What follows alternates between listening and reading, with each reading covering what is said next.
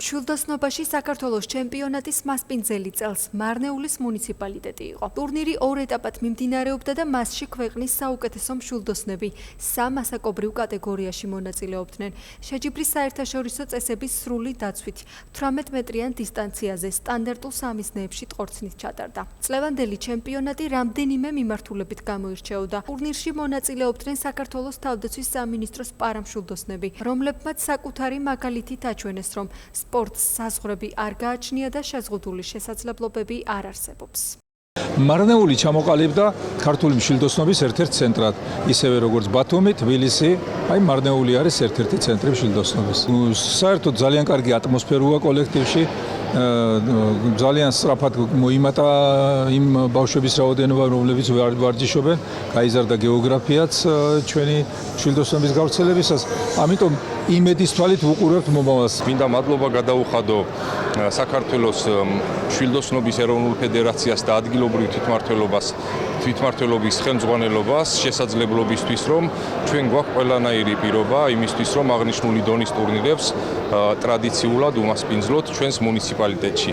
ასევე მინდა აღვნიშნო, რომ მშვილდოსნობა როგორც სპორტი მარნეულში 2015 წელს ჩაეყარა საფუძველი ერთი ღირსეული პიროვნების ბატონი გიორგი გორდეზიანის ინიციატივით და მისი შრომით და მისი შრომის შედეგია ჩვენი ხელშეწყობით, რა თქმა უნდა, რომ დღეს მარნეულში ყავს როგორც საქართველოს ნაკრების წევრი, ასევე პერსპექტიული არაერთი სპორტსმენი.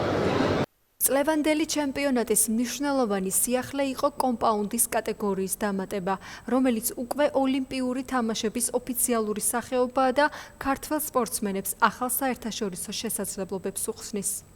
საქართველოს ჩემპიონატი ტარდება დახურულ დარბაზში, რომელიც წინ უძღვის ევროპის დახურული ჩემპიონატს, რომელიც ჩატარდება ქალაქ პლოვდივში, ბულგარეთში. ამისათვის კი ხდება შერჩევა ეროვნული ნაკრების ძირითადი და ახალგაზრდული ნაკრების წევრების.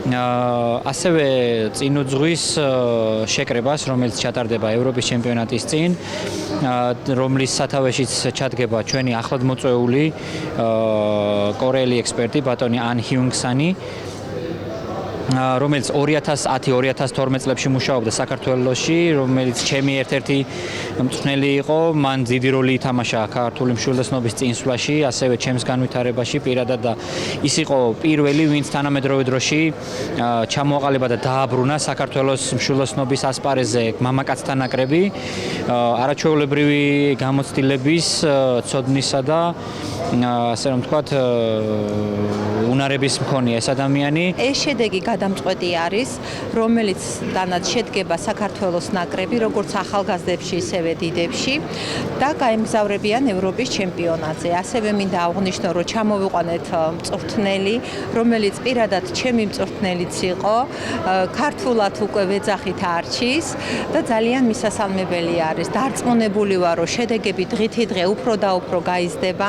ვინაიდან პირადად მეც ევროპის ჩემპიონატზე, როდესაც ჩამოვიყვანეთ არჩი კორეელი მწვრთნელი, 2011 წლის დასაწყისში ევროპის ჩემპიონები გავხდით 18 მეტრის მანძილზე და მჯერავს, რომ ჩვენი სპორტსმენებიც ევროპის ჩემპიონატიდან გაგვახარებენ და მედლები დაგვიბრუნდებიან.